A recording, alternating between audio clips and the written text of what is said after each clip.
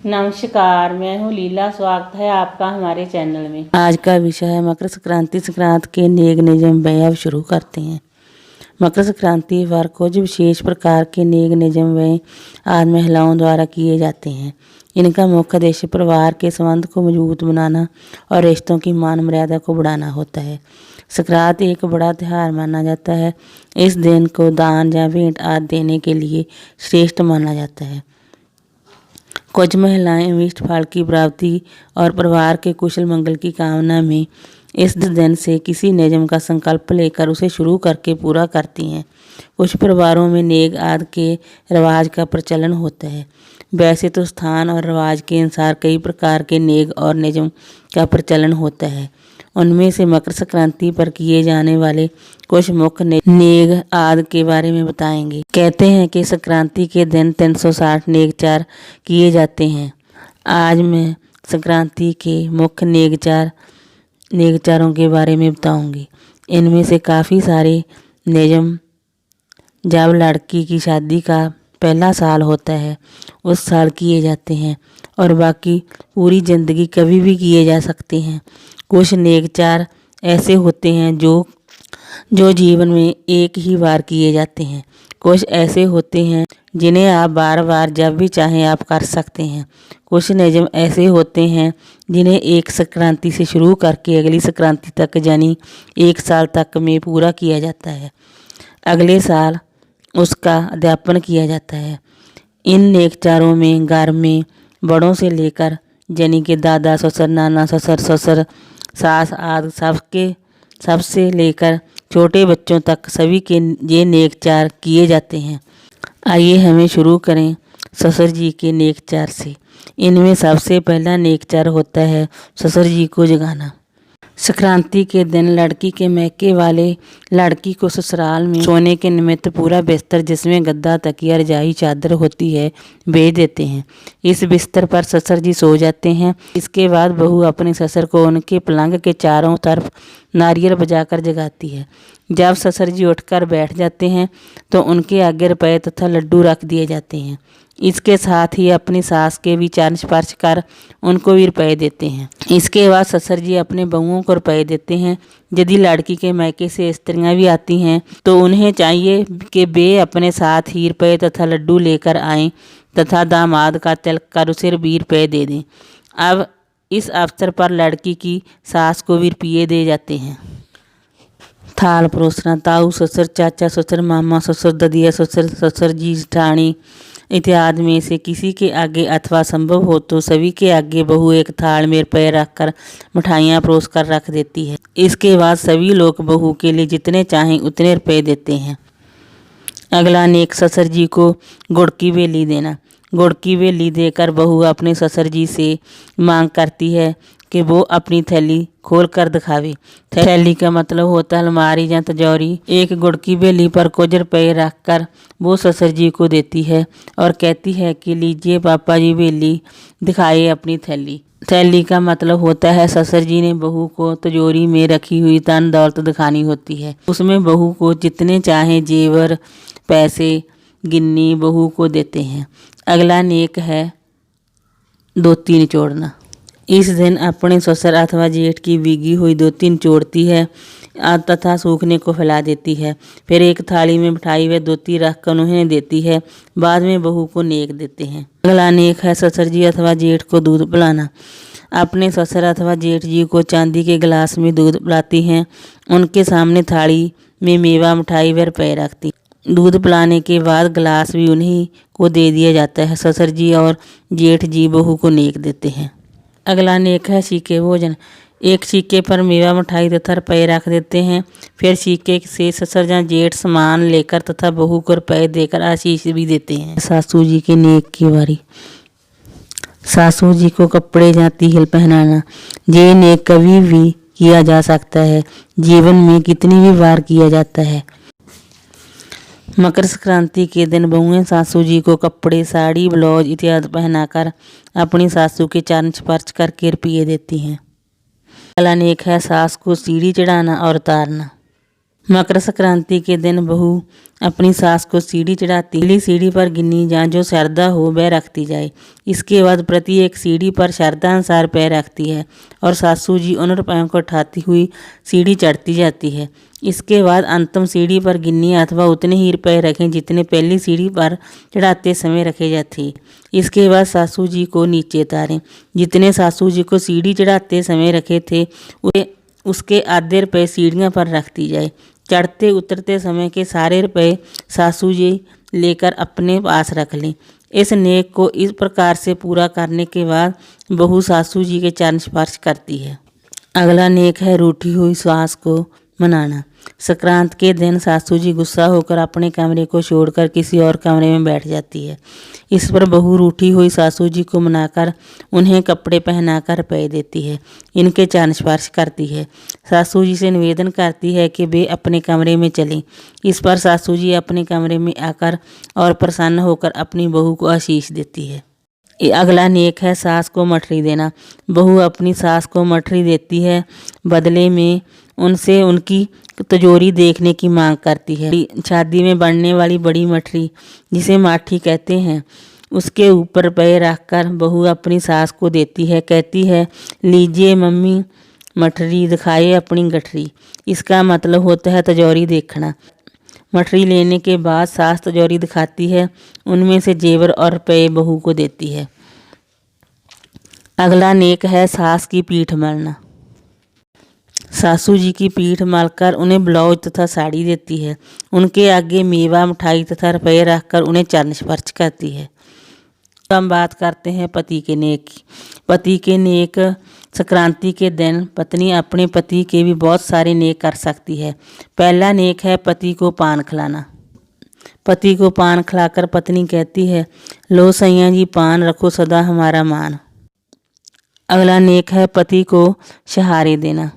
पत्नी पति को सहारे देती है और कहती है, लो सैया जी सहारे सदा रहो हमारे। अगला नेक है पति को नारियल और किशमिश देना। इसमें एक सूखा हुआ गोला लें, उसे 2 हिस्सों में काट लिया जाता है। अब उसके अंदर किशमिश भरें, उसके ऊपर एक चांदी का सिक्का रखकर पत्नी पति को देती है और कहती है, बड़ा खोपरा दाखों का, सही पाया लाखों का। अगला नेक है पति को मलाई खिलाना।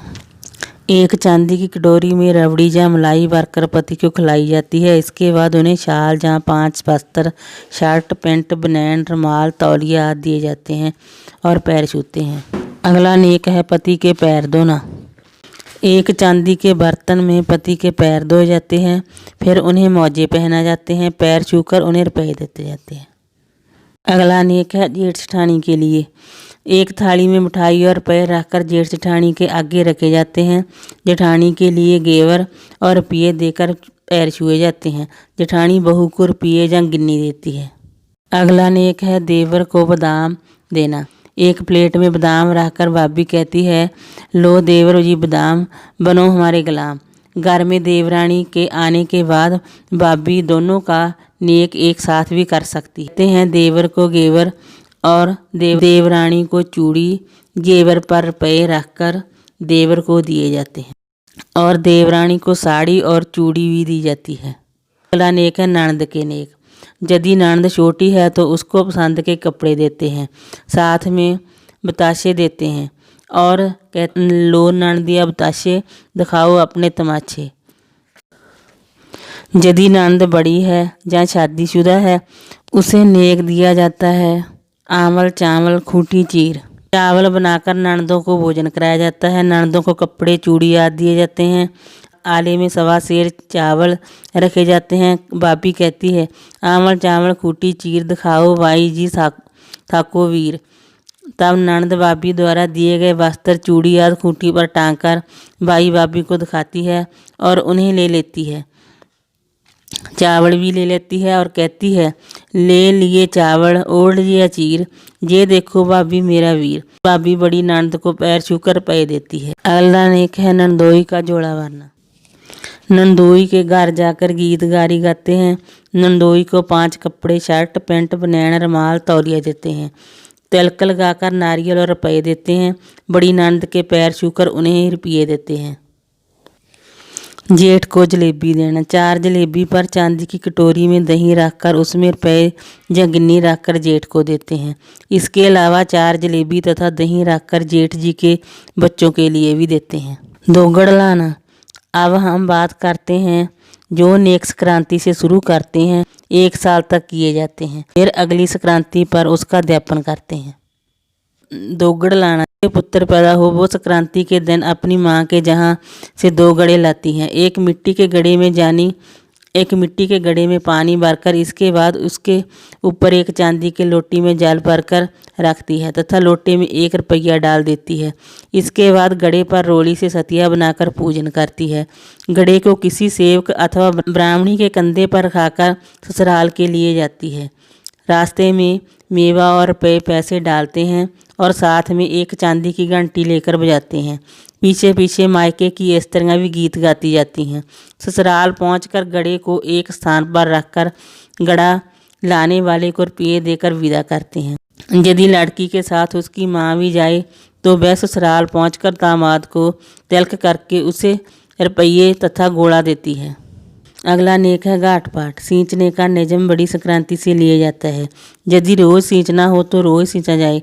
अनाथा महीने में जो एक संक्रांति आए उस दिन कत्ती जगह पूरे 1 माह का सींच कर पूरा कर लिया जाता है। अपने घर के आगे थोड़ा सा गोबर रखकर उस पर जल के छींटे देकर तथा रौड़ी के साथ बिंदी लगाकर चावल चढ़ाए जाते हैं। जल गोबर की डेरी के आगे सींचा जाता है। इस प्रकार 12 माह तक पूजा की जाती है। इसके बाद दूसरी संक्रांति के अवसर पर एक साड़ी या ओढ़ना तथा एक चांदी के गिलास में मेवा भरकर तथा उस पर 1 रुपया रखकर हाथ से स्पर्श करके अपनी सास को चरण स्पर्श करके देते हैं। चिड़िया मुट्ठी। चिड़िया मुट्ठी देने का नियम भी बड़ी संक्रांति से ही शुरू किया जाता है। 12 महीने तक हर रोज़ 1-1 मुट्ठी बाजरा चिड़ियों को दिया जाता है। कई जगह पर मान्यता है कि चिड़िया मुट्ठी पर 1-1 मुट्ठी चावल चिड़ियों को दिया जाता है। चावलों से चिड़ियों का गर्व गिर जाता है, इसलिए चिड़ियों को चावल नहीं देना चाहिए क्योंकि इसमें पुण्य की जगह दोष लगता है। चिड़िया को हमेशा बाजरा ही दिया जाता है। 12 महीनों तक 1-1 मुट्ठी बाजरा रोज़ चिड़ियों को देते हैं। अगर रोज़ देना संभव ना हो तो हर महीने एक संक्रांति आती है, उस दिन 31 मुट्ठी बाजरा एक ही बार दिया जा सकता है। जब 12 महीने पूरे हो जाएं, बड़ी यानी मकर संक्रांति के दिन इसका दापन किया जाता है। दापन में एक चांदी की चिड़िया, 1.25 किलो चावल और रुपये रखकर उन पर हाथ फेरकर सास के पैर छूकर उन्हें दें। कोठी मुठी। इसका नियम भी बड़ी संक्रांति से ही लिया जाता है। एक बर्तन में चावल भर लिए जाते हैं। बर्तन से प्रतिदिन मुट्ठी भरकर चावल थाल में भर लिए जाते हैं। इसके बाद इन थालों के चावलों को प्रतिदिन अथवा 31 थाली चावलों को माँ की संक्रांति तिथि के दिन ब्राह्मणों को दान देते हैं। इसके बाद मकर संक्रांति के दिन विधि अनुसार अध्यापन किया जाता है। अध्यापन के दिन एक बड़े बर्तन में चावल और रुपये रखकर हाथ से स्पर्श कर अपनी सास के चरण स्पर्श करके दिए जाते हैं। अगला नेक है ब्राह्मण या ब्राह्मणी को भोजन कराना। संक्रांति के दिन शुरू करके 12 महीने तक रोज़ किसी ब्राह्मण या ब्राह्मणी को भोजन कराएं। इसमें चाहे तो घर बुलाकर खाना खिलाएं या हर हफ्ते हर महीने एक समय के खाने का राशन भी दे सकते हैं। अगली संक्रांति पर अपने घर बुलाकर भोजन कराया जाता है। खाना खाने के बर्तन यानी प्लेट, कटोरियाँ, गिलास, चम्मच, साड़ी, ब्लाउज और दक्षिणा देकर विदा करें। साल भर ब्राह्मण को चाय पिलाना ये भी ठीक खाना खिलाने की तरह ही है। एक संक्रांति से शुरू करके पूरे 1 साल तक ब्राह्मण या ब्राह्मणी को चाय पिलाने का सम्मान दिया जाता है। इसलिए उन्हें हर महीने के हिसाब से चाय पत्ती, चीनी, दूध और नाश्ते के लिए रुपये दे सकते हैं। अगर अगली संक्रांति आने पर घर बुलाकर चाय नाश्ता करवाकर चाय बनाने के और चाय पीने के बर्तन, एक भगोना, ढकने के लिए प्लेट, चाय छानने के लिए छलनी, गिलास, कटोरी, नाश्ते के लिए प्लेट और चम्मच, बर्तन और कपड़े और दक्षिणा देकर विदा करें। अगला नेक है ब्राह्मणी के सिर में तेल लगाना। ब्राह्मणी के सिर में तेल डालकर उसे तेल की शीशी, कंघी, शीशा, सिंदूर तथा मांग का टीका भी दे सकते हैं। ब्राह्मणी के हाथों में मेहंदी रचाकर उसे अंगूठी दे सकते हैं। ब्राह्मणी के पैर छूकर उसे पंजेब या बिछे पहना सकते हैं। ब्राह्मणी को नहलाकर उसे लोटा, बाल्टी तथा साड़ी, ब्लाउज, पेटीकोट, रुमाल, तौलिया देते हैं। फिर पैर छूकर दक्षिणा भी देते हैं। वीडियो अच्छी लगी हो तो लाइक कीजिए, शेयर कीजिए, सब्सक्राइब कीजिए। Thanks for watching this video.